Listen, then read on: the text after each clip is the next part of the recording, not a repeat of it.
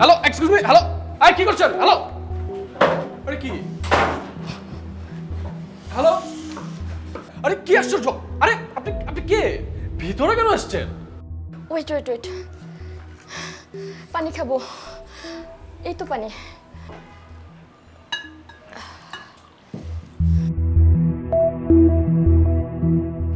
এই যে, হ্যালো, আপনি কে? হ্যাঁ, হুট করে বাসায় ঢুকে পড়লেন? বুঝতে পেরেছি আপনি কি বলবেন। আমি বলছি, আমি জয়িতা, রংপুর থেকে এসেছি। আমি ফিলোসফিতে মাস্টার্স করেছি। এর আগেও কয়েকবার ঢাকায় এসেছিলাম চাকরির ইন্টারভিউ দিতে, আজও এসেছি। আসলে আমার ভাগ্যটা ভালো না, বুঝলেন। ইন্টারভিউ দিচ্ছি কিন্তু চাকরি হচ্ছে না। কিন্তু আমার না চাকরির খুব প্রয়োজন। আগামীকাল সকালে আমার একটা ইন্টারভিউ আছে। এই, আপনি থামেন। আপনার কি মাথায় সমস্যা আছে? হ্যাঁ, মাথায় সমস্যা আছে? আপনি আপনি এই বাসার অ্যাড্রেস পেলেন কোত্থেকে? হ্যাঁ, এটা 351/41 না ওয়ারি? হ্যাঁ, তো আশ্চর্য, এটা তো আমার ছোট খালার বাসা। আমার ছোট খালু অস্ট্রিয়ার ভিয়েনায় থাকে। আমার ছোট খালা এখানে দুটো ছেলে মেয়ে আছে, তাদেরকে নিয়ে থাকে। একজনের নাম অন্তি, একজনের নাম বিন্দি। বাসায় একটা কাজের মেয়েও আছে, নাম হচ্ছে ছায়া। ছায়া নামটা চমৎকার না? এই যেমন ধরেন গাছের ছায়া, পাখির ছায়া, ছাগলের ছায়া। এই, আপনি কি থামবেন প্লিজ? হ্যাঁ, এখানে আপনার কেউ থাকে না, খালাটালা কেউ থাকে না। হোয়াট? এটা আমার খালার বাসা না? এই, আপনি কি সব বলছেন? হ্যাঁ, এইটা আপনার কোনো ছোট খালার বাড়ি না, এটা আমার বাড়ি, আমি এখানে থাকি। আরে ধুর, আপনি নিশ্চয়ই আমার সাথে কোনো রসিকতা করছেন। আমি যা বলছি সত্যি কথা বলছি। আমার ছোট খালা নিশ্চয়ই কোনো না কোনো দিক থেকে আপনার আত্মীয়, তাই না? এখন বলেন তো ছোট খালা কোথায় আছে? আমার কালকে সকালে ইন্টারভিউ আছে, অনেক পড়াশোনা করতে হবে, আমাকে রেডি হতে হবে। আপনার কথা কি মাথায় ঢুকছে না? হ্যাঁ, এসব কি বলছেন আপনি? আমি বলছি এখানে আপনার কোনো খালা টালা কেউ থাকে না, এখানে আমি থাকি, শুধুমাত্র আমি থাকি।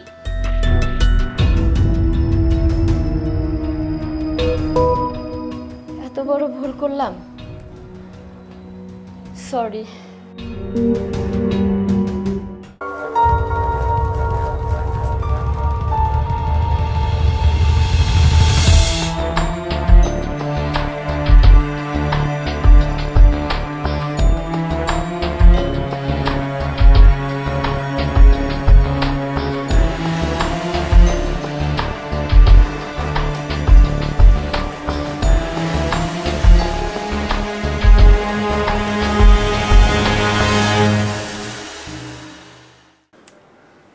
এখন যে আমি কি করি, আসলে জানেন ঢাকা শহরে আমার পরিচিত তেমন কেউ নেই। হোটেলে যেতেও ভয় লাগছে। শুনেছি কমলাপুর রেল স্টেশনে নাকি অনেকেই রাত্রি যাপন করে। ভাবছি ওখানেই চলে যাই। দেখতে তো একদম চিত্রনায়িকাদের মতো। আমার এখানে থাকলে তো ভালোই হয়। আসলে হয়েছে কি, আমার বেডরুম একটা, ড্রয়িং ডাইনিংও একটা করি। আপনি এক কাজ করেন, আপনি আমার বেডরুমে থাকেন, আমি ড্রয়িং রুমে কোনোভাবে থেকে নিব। আমার বেডরুমে অ্যাটাচ বাথরুম, পানি সবই আছে, কোনো অসুবিধা হবে না আপনার। চলুন আপনাকে রুমটা দেখিয়ে দিই। কি বলে যে আপনাকে ধন্যবাদ দিব? আপনার এই উপকার আমি চিরদিন মনে রাখবো। আমাকে ধন্যবাদ দেওয়ার কিছু নেই, আসলে আমাকে না কেউ মনে রাখে না। চলুন আপনাকে রুমটা দেখিয়ে দিই, আসুন।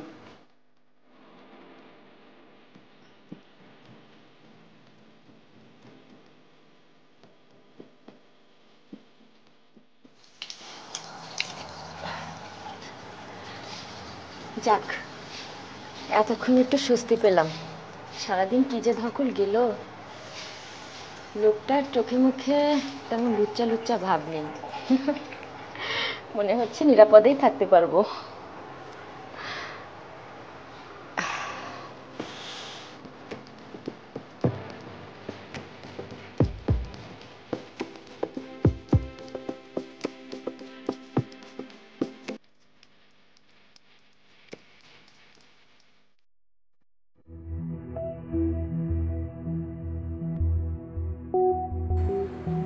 একা একটা সুন্দরী মাইয়া সেই রংপুর থেকে ঢাকায় আইছে চাকরির ইন্টারভিউ দেওয়ার জন্য।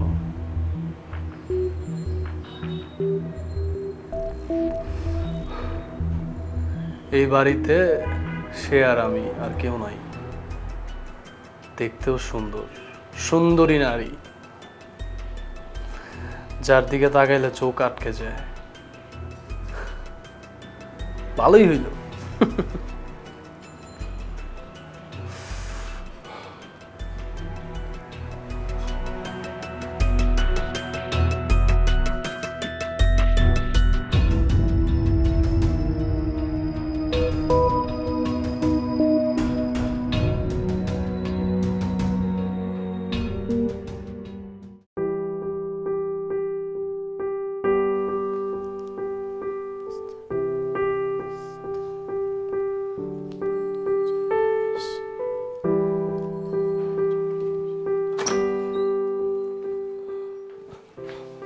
আচ্ছা শুনুন, আপনার যদি কোনো কিছু প্রয়োজন হয় আমাকে জানাবেন, আর রাতের খাবারটা বাহির থেকে আসবে। ধন্যবাদ। বলছিলাম যে আপনার এখানে যদি রান্নার ব্যবস্থা থাকে তাহলে আমি রান্না করতাম। আসলে আমি আলু ভর্তা, বেগুন ভর্তা, শুটকি মাছ দিয়ে আলু বেগুনের চচ্চড়ি খুব সুন্দর রান্না করতে পারি। আমার হাতের রান্না যদি কেউ একবার খায় আর আমাকে ভুলতে পারে না, বারবার খেতে চায়। আপনিও নিশ্চয়ই খেলে বারবার খেতে চাইবেন। আচ্ছা, আপনি কি রোজ বাহিরের খাবার খান? এই শুনুন, আমার কোনো বিষয়ে কারণ আগ্রহ আমি একদম পছন্দ করি না, কথাটা মনে রাখবেন। দরজাটা লাগিয়ে দিন, বেশি কথা। বাবা, কড়াইয়ে তেল যেন শুধু ফুটতেই থাকে।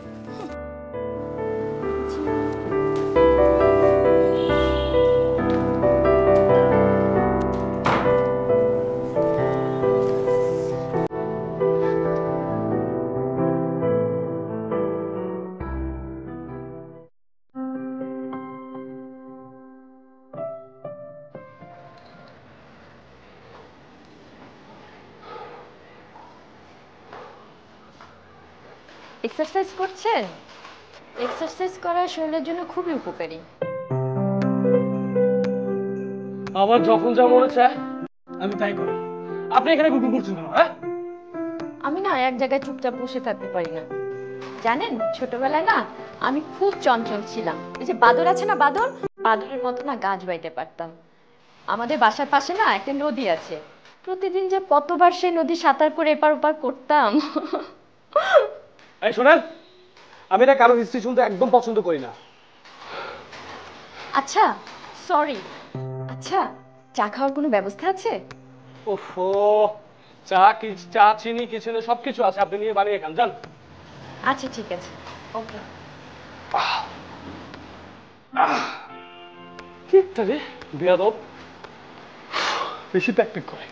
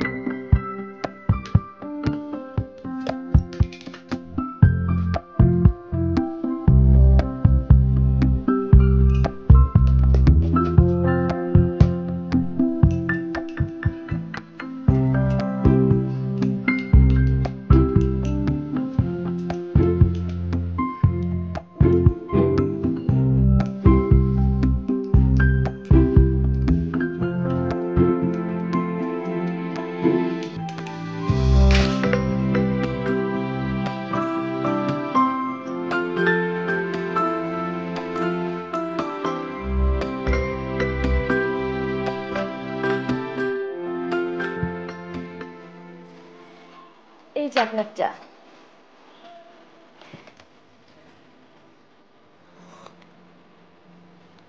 চা না খেলে আমার না ভালো লাগে না। জানেন তো, বাঙালি আগে চা খেত না, ইংরেজরা শিখিয়েছে। এখন বাঙালি চা ছাড়া চলেই না।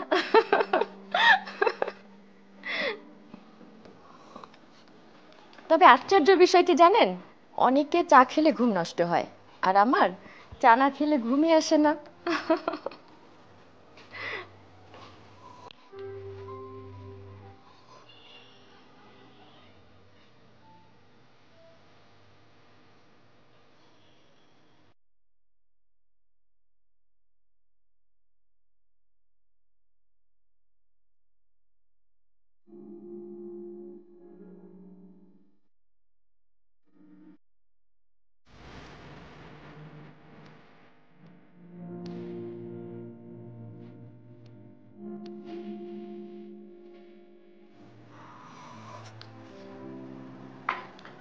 এই যে শুনছেন, একটা কথা বলার ছিল।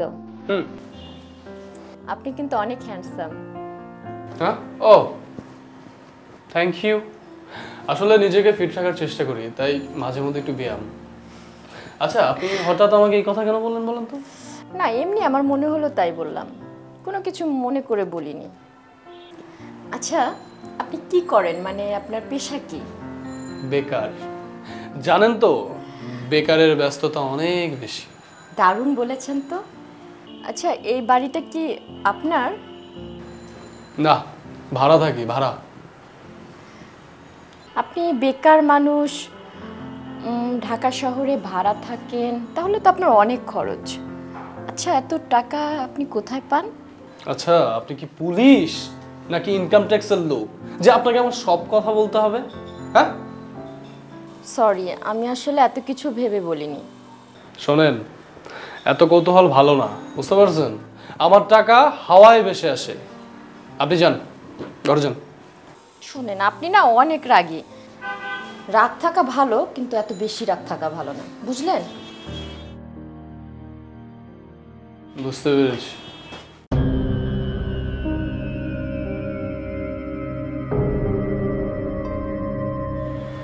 আসলে মানুষ অপরাধী হয়ে কেউ জন্ম নেয় না, জন্ম নিয়ে পরিবেশ পরিস্থিতির কারণে মানুষ অপরাধী হয়ে ওঠে।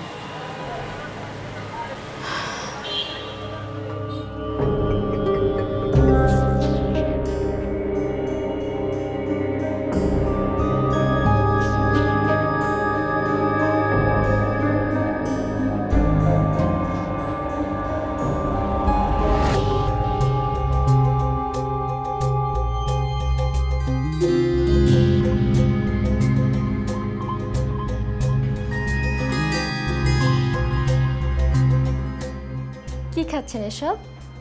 ফলের জুস?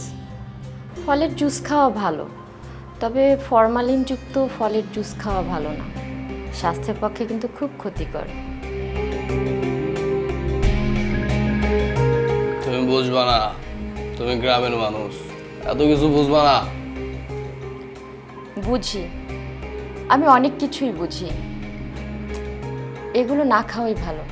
কেন খান এসব? এই, আমি কেন খাই সেটা কি তোমাকে বলবো? তুই কে? তুমি কি এই দেশের প্রেসিডেন্ট নাকি আমার বউ? হ্যাঁ,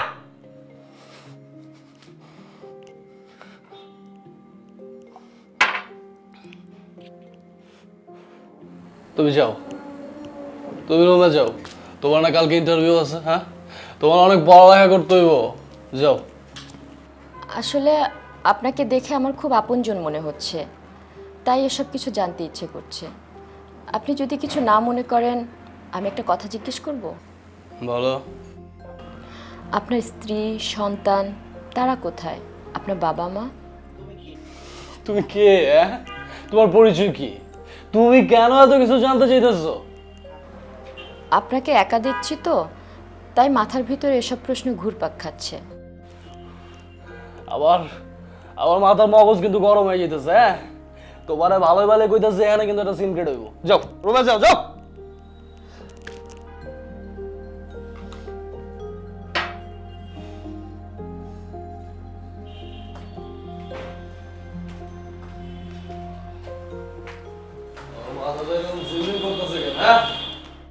আমি তো প্রতিদিনই খাই, আমার তো ধরা না। বুঝতে পারছি, এই মাইয়াটার জন্য আমার আজকে বিনি হইতেছে। হইব না কেন? এত সুন্দরী মাইয়া, একলা, তাও আমার ফ্ল্যাটে। তুষার, তুই শেষ।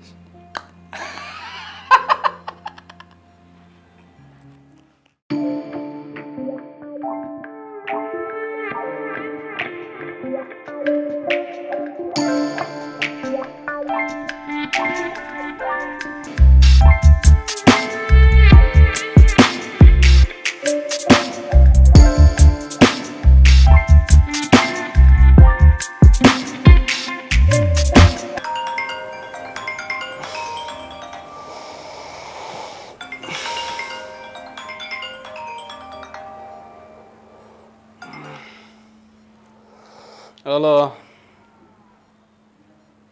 একটু আসতে হইব। কি হয়েছে? ফোনে বলা যাবে না, আমি লাইনে আছি, আপনি আইসেন। ঠিক আছে, আমি আইতেছি।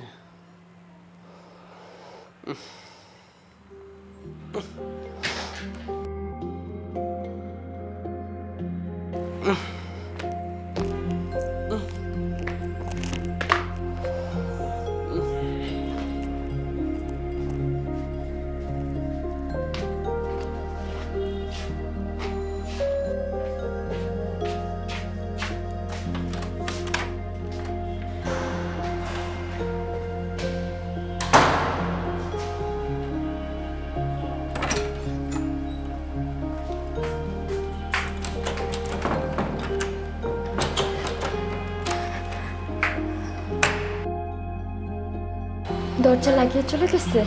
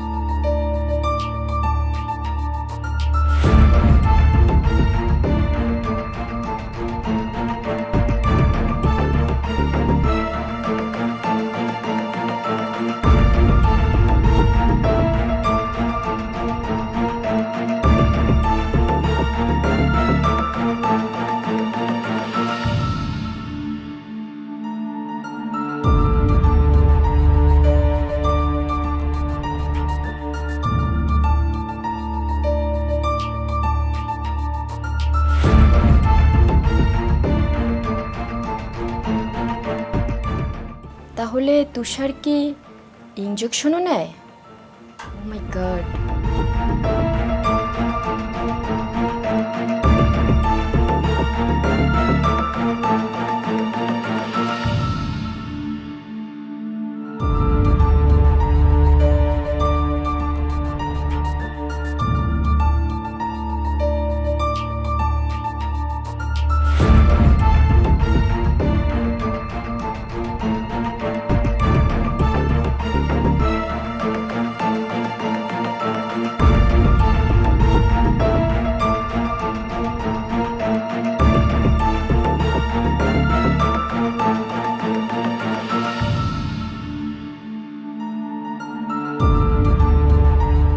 তার মানে এখানে মেয়ে মানুষও আসে?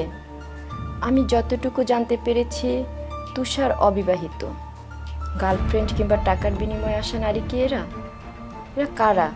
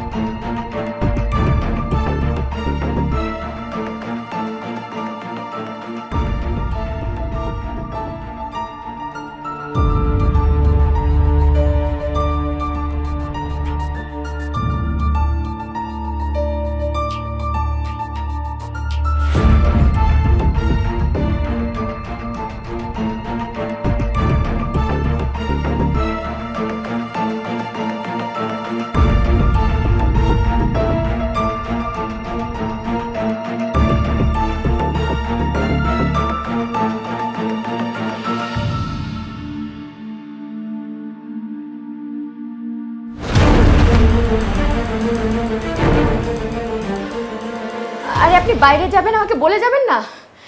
আমি আমি ভয় পাই তো, ভূতের ভয়। এই ভূত যদি এসে আমার গলা টিপে ধরতো? এই বাড়িতে কোনো ভূত নাই। আপনি জানেন ভূত নাই? আমি কিছুক্ষণের মধ্যে বুঝতে পেরেছি। আপনি তো দরজা আটকে চলে গেলেন, কিছুক্ষণের মধ্যে ডাইনিংয়ে থালা বাসন পড়ার ঝনঝন শব্দ পাচ্ছি, মানুষের পায়ে হেঁটে চলার শব্দ পাচ্ছিলাম। আরে ভূত বলতে কিছু আছে? কিচ্ছু নাই। আচ্ছা আপনি এখানে একা থাকেন কিভাবে? এই মেজাজ কিন্তু হিট হয়ে যেতেছে, বাজে কথা একদম রাখেন। আপনার কি কোনো সমস্যা হয়েছে? সমস্যা? আমার কিসের সমস্যা হবে? হ্যাঁ, মেয়েদের সিক্স সেন্স কাজ করে, মেয়েরা আসলে অনেক কিছু বুঝতে পারে। এই যেমন পুরুষের চোখের ভাষা, মনের ভাষা, মেয়েরা সব বুঝতে পারে। আপনি তো ফিলোসফার, আপনি আগে থেকে বুঝতে পারবেন, এটাই স্বাভাবিক। এই আপনার ফিলোসফি শোনার আমার সময় নেই, আপনি যান এখান থেকে, এখানে যান, গেট আপ, যান। সব সময় প্যাক প্যাক প্যাক প্যাক।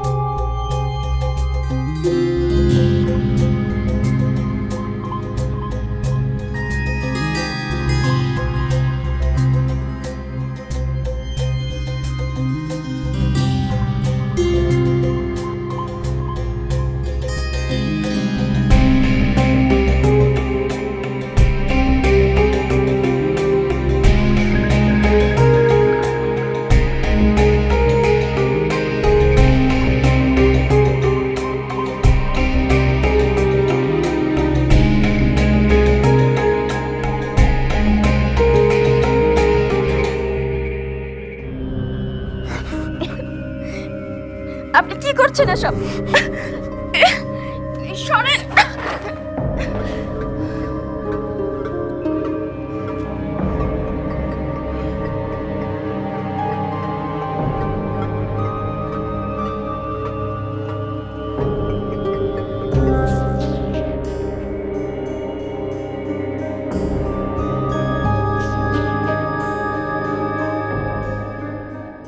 নারীকে জয় করতে হয়, জোর করতে হয় না।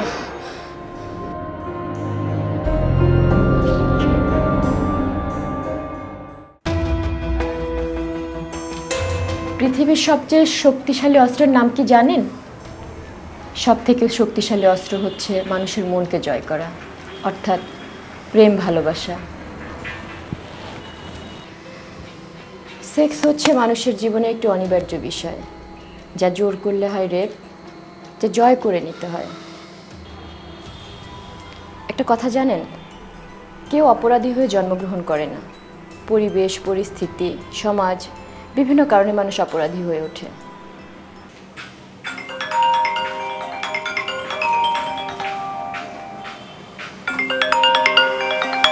নিন, রিসিভ করুন, জরুরি ফোন হবে।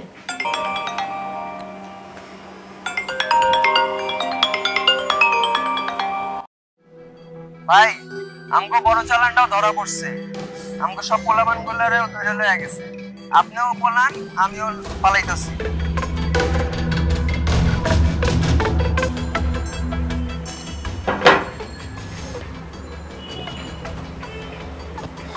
আপনি বসুন, আপনার সঙ্গে আমার জরুরি কথা আছে। আমি একজন প্রাইভেট ডিটেকটিভ। আমি চাই আপনি আইনের হাতে নিজেকে সমর্পণ করুন। আমার সামনে বসা এই গোয়েন্দা মেয়েটারে গুলি করতে ইচ্ছা করতেছে। আমার চালা নাটক, আমার লোকজন গ্রেপ্তার, এর সব কিছুর পেছনে এরই হাত।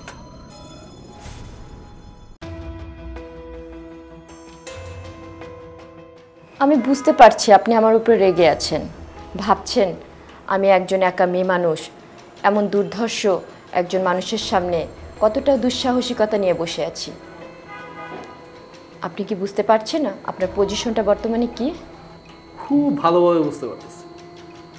আমি এখন হাউস অ্যারেস্ট। হয়তো পুলিশ আমার বাড়িটারে নজরদারি করে রাখছে, নয়তো বা পুরো বাড়িটা ঘেরাও করে রাখছে। আর আপনি আপনি এখানে বইসা বইসা আমার সাথে মজা লইতেছেন। আমি যদি এখন এই মুহূর্তে গুলি করে আপনার মাথার খুলিটা উড়িয়ে দিই, আপনি তা পারবেন না তুষার। আপনার সমস্ত আমল নামা জায়গা মতো পৌঁছে গেছে। খুব পারবো। পারবো না? তুমি তুমি এখন এই মুহূর্তে আমাকে পালিয়ে যেতে সাহায্য করবে, নয়তোবা আমি তোমাকে এখন খুন করব। তুমি প্রচণ্ড ভয় পেয়েছো তুষার। জানো তো, মানুষ ভয় পেলে উন্মাদ হয়ে যায়। তুমি উন্মাদ হয়ে গেছো। কুল ডাউন তুষার, কুল ডাউন। তুমি নিজেকে আইনের হাতে সমর্পিত করো।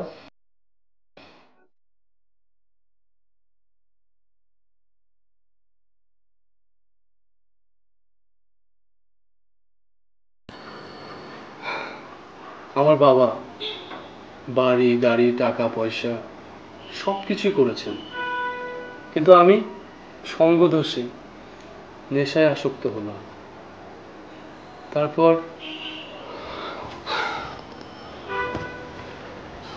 আমার বাবা সহ্য করতে না পেরে হার্ট অ্যাটাক করে। তার কিছুদিন পর আমার মাও চলে যায়, আমি একা হয়ে যাই। তারপর কখন যে নিজেকে অন্ধকার জগতে জড়িয়ে ফেললাম। শুধু তুমি না, অনেকে এই পথে হারিয়ে যায়। আচ্ছা তুষার, তোমার কি ছোটবেলার কথা মনে আছে? হয়তো সব মনে নেই, তবে অনেক কিছুই মনে আছে। সে সময়টা তোমরা খুলনায় থাকতে। তোমার বাবা ফরেস্ট অফিসার ছিলেন, আর তোমরা ফরেস্ট কোয়ার্টারে থাকতে। তোমার মনে আছে? হ্যাঁ, কিন্তু তুমি এসব কেমন করে জানলে? সে সময় ছোট্ট একটি মেয়ে রোজ সকালে শিউলি ফুলের মালা করে দিত। তোমার মনে আছে?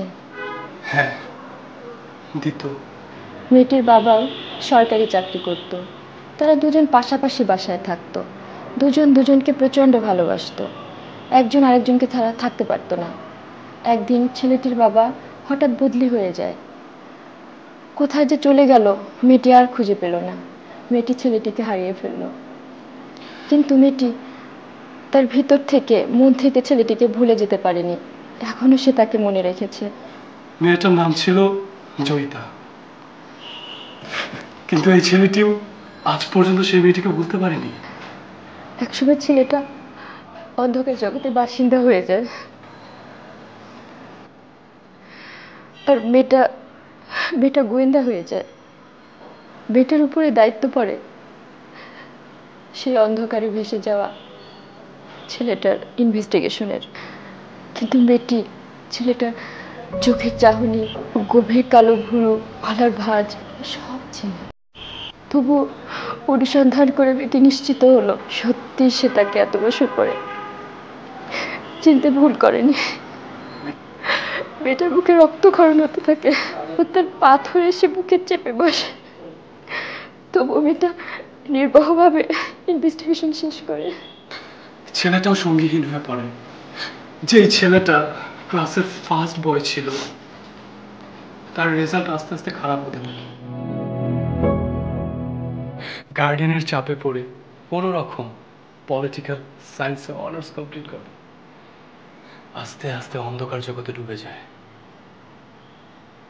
তারপর মাদক, নারী পাচার, খুন এসব হচ্ছে কখন জড়িয়ে যায় সেটি বুঝতে পারে।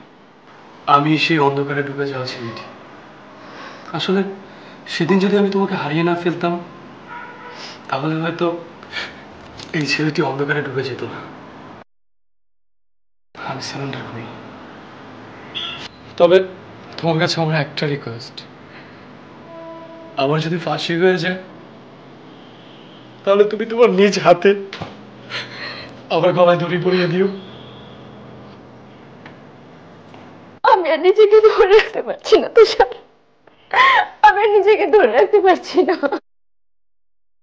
আমি আমার দায়িত্বের কাছে, আমার সততার কাছে আপোষ করিনি কখনো। আমাকে আমাকে তুমি ক্ষমা করে দিও, তুমি আমাকে ক্ষমা করে দিও।